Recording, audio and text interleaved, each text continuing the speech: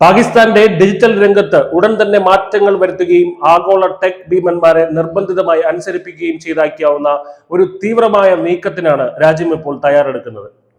സർക്കാരുമായി സഹകരിക്കാത്ത social media പ്ലാറ്റ്ഫോമുകൾക്ക് സമ്പൂർണ്ണ നിരോധനം ഏർപ്പെടുത്തേണ്ടി വരുമെന്ന് പാകിസ്ഥാൻ അധികൃതർ ശക്തമായ മുന്നറിയിപ്പ് നൽകി. പലരും പ്രതീക്ഷിക്കാത്ത ഒരു പരിധി ലംഘിക്കാൻ ഇസ്ലാമാബാദ് തയ്യാറെടുക്കുന്നു എന്ന ധ്വനിയാണ് മുന്നറിയിപ്പിന് പിന്നിലുള്ളത്. അധികാരികളുമായി സഹകരിക്കാൻ വിസമ്മതിക്കുന്ന സോഷ്യൽ മീഡിയ പ്ലാറ്റ്ഫോമുകൾക്ക് പൂർണ്ണ നിരോധനം ഏർപ്പെടുത്താൻ സാധ്യതയുണ്ടെന്ന് പാകിസ്ഥാൻ നിയമനീതി വകുപ്പ് സഹമന്ത്രി ബാരിസ്റ്റർ അഖിൽ മാലിക് വ്യക്തമാക്കി. തീവ്രവാദം, തെറ്റിദ്ധാരണ പരത്തൽ, വ്യാജ വിവരങ്ങൾ എന്നിവയുമായി ബന്ധപ്പെട്ട നിയമങ്ങൾ പാലിക്കാൻ ചില കമ്പനികൾ വിസമ്മതിക്കുന്നതായി അദ്ദേഹം ചൂണ്ടിക്കാട്ടി. മെച്ചപ്പെട്ട ഏകോപനത്തിനായി പ്രാദേശിക ഓഫീസുകൾ പാകിസ്ഥാനിൽ തുറക്കാൻ ആവർത്തിച്ച് ആവശ്യപ്പെട്ടിട്ടും ചില സ്ഥാപനങ്ങളിൽ നിന്ന് പ്രതികരണം ഒന്നും തന്നെ ലഭിച്ചിട്ടില്ലെന്നും മന്ത്രി കൂട്ടിച്ചേർത്തു.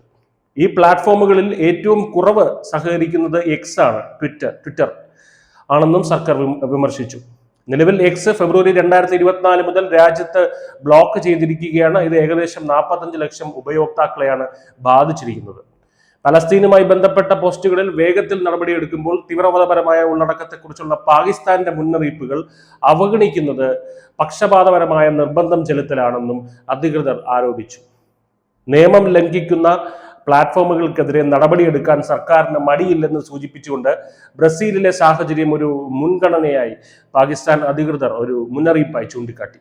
ബ്രസീലിൽ കോടതി ഉത്തരവുകൾ പാലിക്കാത്തതിനെ തുടർന്ന് എക്സിന് $52 ലക്ഷം പിഴ ചുമത്തുകയും ഉള്ളടക്കങ്ങൾ നീക്കം ചെയ്യാൻ ഉത്തരവിടുകയും പിന്നീട് പ്ലാറ്റ്ഫോം താൽക്കാലികമായി നിരോധിക്കുകയും ചെയ്തിരുന്നു. അതേസമയം ജയിലിൽ കഴിയുന്ന മുൻ പ്രധാനമന്ത്രി ഇമ്രാൻഖാന്റെ എക്സ് അക്കൗണ്ടിനെ കുറിച്ചുള്ള അന്വേഷണങ്ങൾ ഇപ്പോഴും തുടരുകയാണ്. ജയിലിലായിരിക്കുമ്പോൾ ആരാണ് അദ്ദേഹത്തിന്റെ അക്കൗണ്ട് കൈകാര്യം ചെയ്യുന്നത് എന്നതിനെ കുറിച്ച് FIA അന്വേഷണം നടത്തി വരുന്നു.